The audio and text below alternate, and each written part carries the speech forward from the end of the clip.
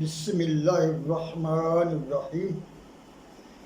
میرے انتہائی قابل احترام بزرگوں، بھائیوں، السلام علیکم ورحمۃ اللہ وبرکاتہ۔ پیارے اسلامی بھائیوں، حضرت عمر بن العاص کو حضرت عمر فاروق رضی اللہ تعالیٰ عنہ نے والی مقرر کیا تھا۔ آپ رضی اللہ تعالیٰ عنہ کو خبر ملی کہ انہوں نے بہت مال جمع کر لیا ہے، تو آپ رضی اللہ تعالیٰ عنہ نے خط لکھا کہ مجھے معلوم ہوا ہے تمہارے پاس جو مال ہے وہ نہ تمہارے والی بننے سے پہلے تمہارے پاس تھا اور نہ وہ تمہارے وظیفے کا ہے۔ بتاؤ یہ مال تمہارے پاس کہاں سے آیا؟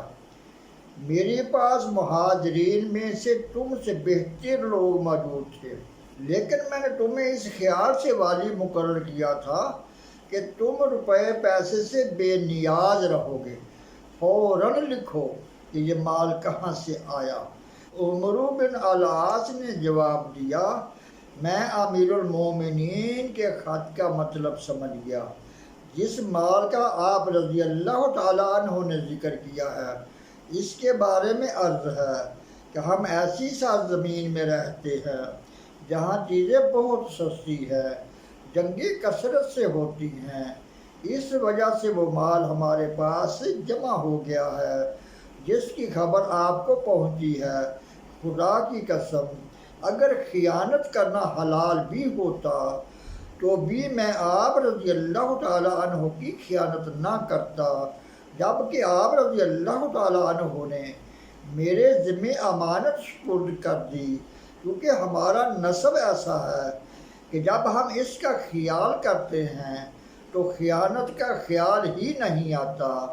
آپ رضی اللہ تعالیٰ عنہ کے ہاں مہاجرین میں سے ایسے لوگ موجود ہیں جو مجھ سے بہتر ہے، تو اے امیر المومنین، میں نے آپ رضی اللہ تعالیٰ عنہ کا دروازہ نہیں کھٹکھٹایا تھا اور نہ ہی آپ کا تالا کھولا تھا۔ تو اس پر حضرت عمر رضی اللہ تعالیٰ عنہ نے جواب میں لکھا، میں نے تمہیں جو خط لکھا تھا اور تم سے جو بات کہی تھی میرا اس سے ذاتی کوئی مقصد نہیں تھا، لیکن بات یہ ہے کہ تم لوگوں کے مال کھا گئے ہو اور تمہارے پاس اس کے متعلق جواب دینے کے لیے بہانوں کی کوئی کمی نہیں ہے۔ بے شک تم اس طرح آگ کھاتے ہو اور دوزخ کی طرف تیزی سے جا رہے ہو۔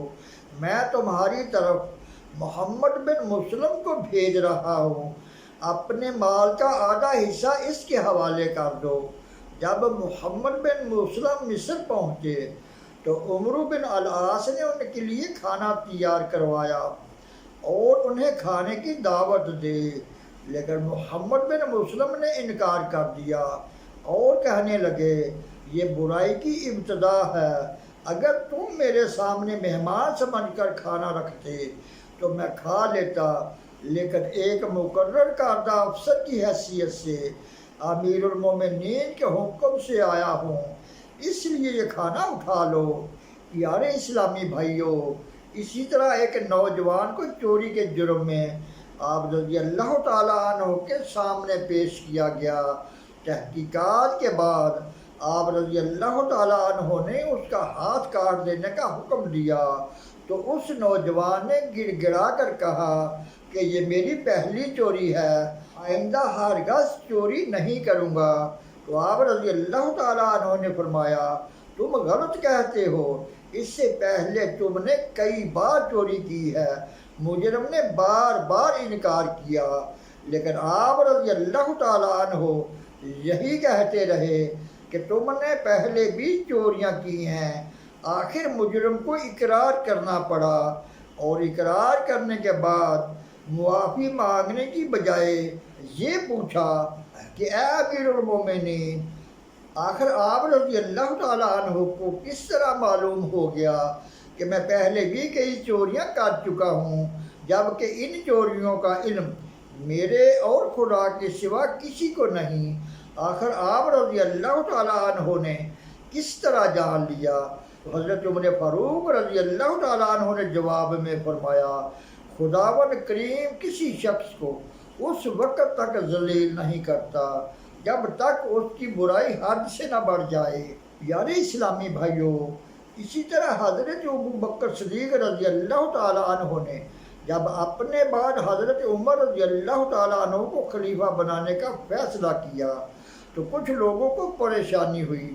چنانچہ حضرت طلحہ رضی اللہ تعالیٰ عنہ حضرت ابو بکر صدیق رضی اللہ تعالیٰ عنہ کے پاس آئے اور کہنے لگے کہ آپ رضی اللہ تعالیٰ عنہ کے ہوتے ہوئے عمر رضی اللہ تعالیٰ عنہ کا ہم لوگوں سے کیسا برتاؤ تھا، اب وہ خلیفہ ہوں گے تو نہ جانے کیا کریں گے۔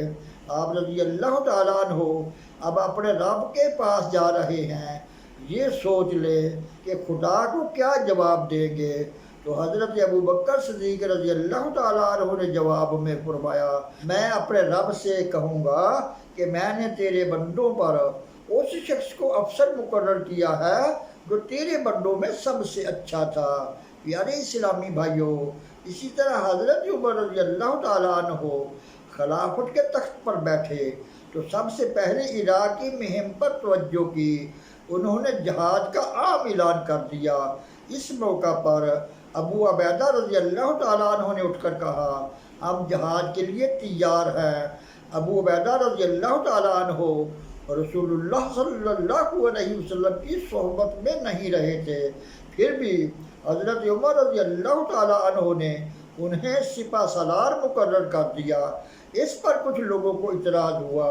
ایک نے بلند آواز میں کہا، عمر، صحابہ میں سے کسی کو مقرر کرو، فوج میں سینکڑوں صحابہ موجود ہیں اور ان کا افسر بھی صحابی ہو سکتا ہے۔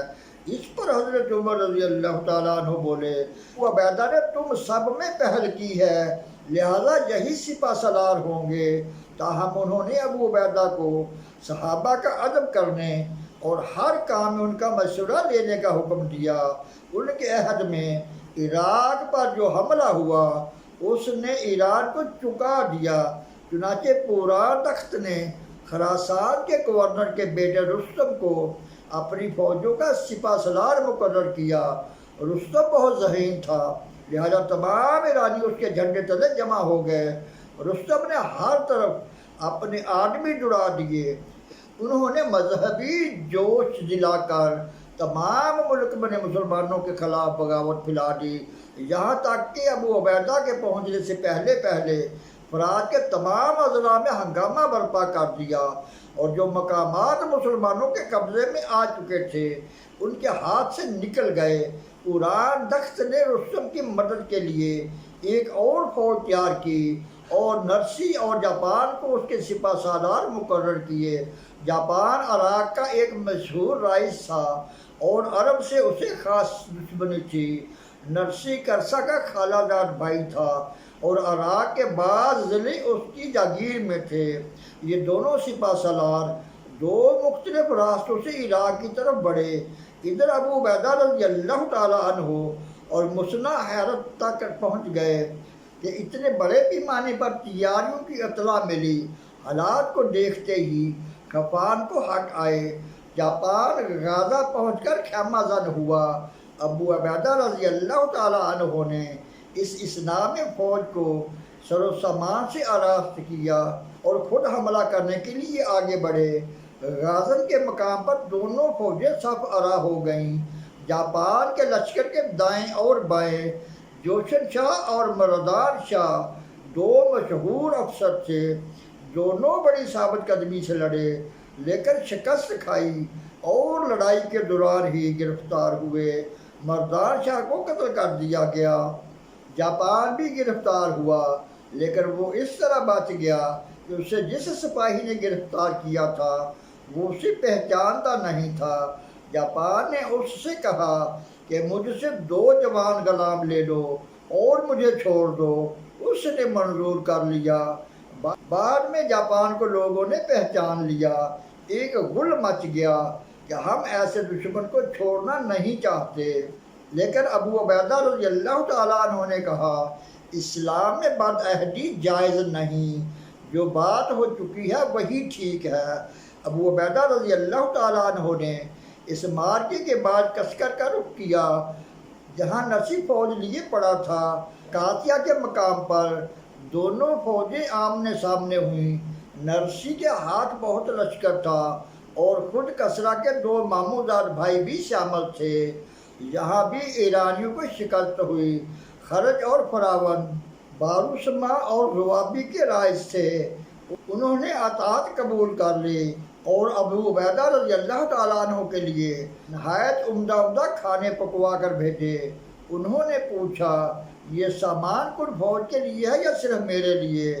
خرج نے جواب دیا اس جلدی میں ساری فوج کے لیے بندوبست نہیں کیا جا سکتا، یہ کھانا صرف آپ رضی اللہ تعالیٰ عنہ کے لیے ہے۔ ابو عبیدہ رضی اللہ تعالیٰ عنہ نے دعوت قبول کرنے سے انکار کر دیا اور فرمایا ایک مسلمان اپنے آپ کو دوسرے مسلمان کے مقابلے میں بہتر نہیں سمجھتا، ہم سب برابر ہیں۔